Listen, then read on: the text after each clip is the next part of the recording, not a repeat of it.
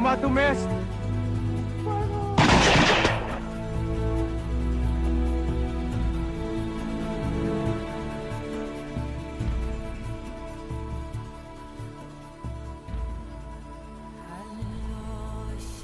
We all know the heroes of the Philippine Revolution, but do you know who they ran to when their spirits ran low?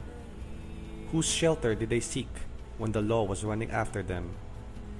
Who provided them wisdom, protection, love, and fierce devotion in victory, and more so in defeat? And most importantly, who helped bankroll their dream of a free Philippines? The godmother of heroes, Gliceria Marella, Viuda de Villavicencio. Let us revisit her life through a tour of her house and find out why it's home of the Philippine Revolutionary Forces.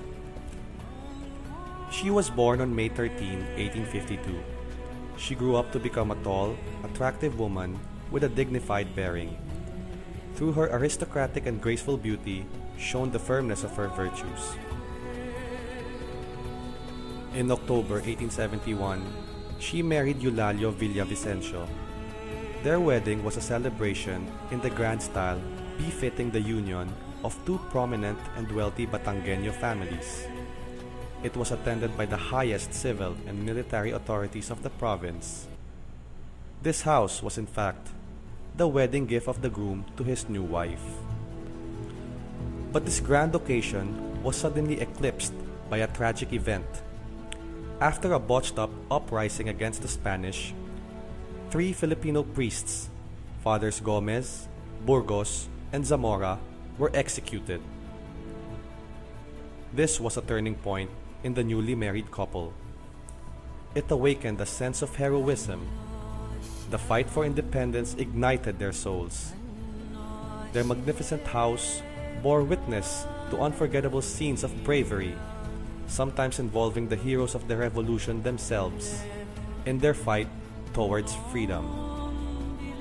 The first secret assemblies of the revolution were held in these rooms. Brave men like General Miguel Malvar made their sacred vows and plotted the first strategies of the rebellion. The hushed voice of Andres Bonifacio and the muffled pitter-patter of his feet also echoed within these halls. By the dim light of a flickering lamp, he held secret meetings with other heroes like Felipe Calderon and Feliciano Hoxon to strategize attacks and form a military junta. Ironically, Spanish General José de la Chambre was lodged just a few meters away in one of the 2 twin houses. With the solid as steel discretion of the Villavicencios and their staff, the revolutionary meetings were never discovered. In January 1892, Don Eulalio went to Hong Kong bringing an 18,000 peso contribution to Jose Rizal to help finance his patriotic work. The contribution may have been written up on this very desk. As the fight for freedom heightened, Doña Gliceria became responsible for storage of revolutionary arms and ammunitions. To transport them, she stacked the guns on her carriage or on a cart pulled by a carabao, then covered them with ears of corn or peanuts. Then she rode in front, keeping her elegance and composure, as she stealthily delivered the guns into her house for safekeeping. Spanish authorities have suspected Doña Gliceria's residence as a safe house for important documents. They have raided the house so many times, yet no shred of incriminating evidence was ever found. Doña Gliceria's feisty front and her ingenious way of hiding the evidence proved very effective.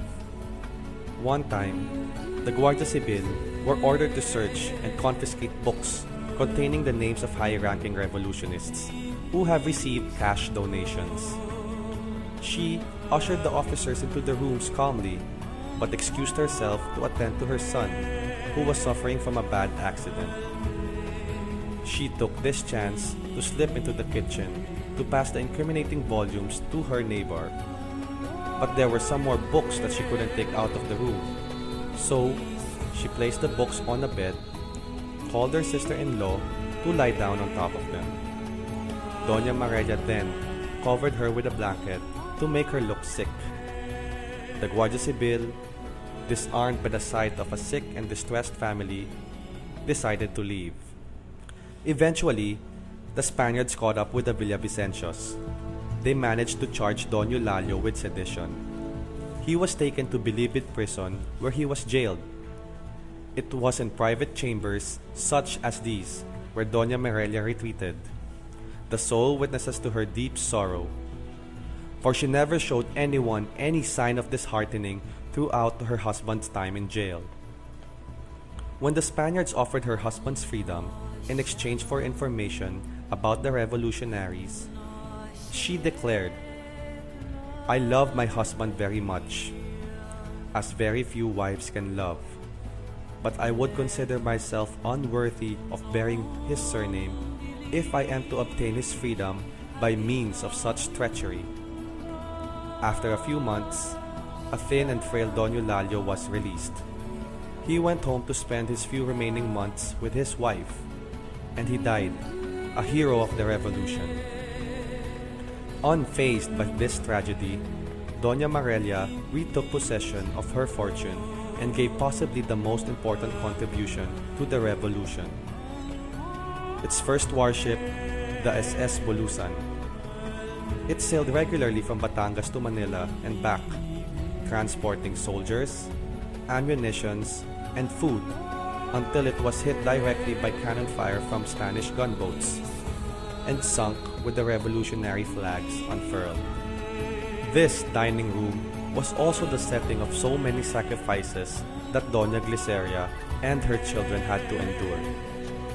An American commandant remarked, "Her love of country was so great that she begged her children to deprive themselves of their comforts and caprices, to the extreme of eating corn mixed with rice, because she feared she would be short of the precious cereal to give to the soldiers who were on the battlefield."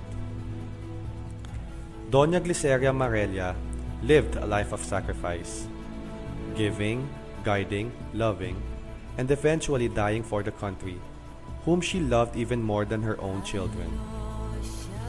Perhaps, her zeal is best captured in a passage from her letter to General Marasigan. "You well know I am willing to shed my last drop of blood for the good of our country.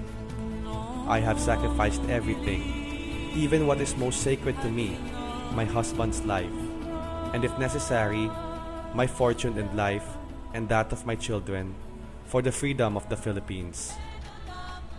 This is perhaps why General Emilio Aguinaldo named her Godmother of the Philippine Revolutionary Forces.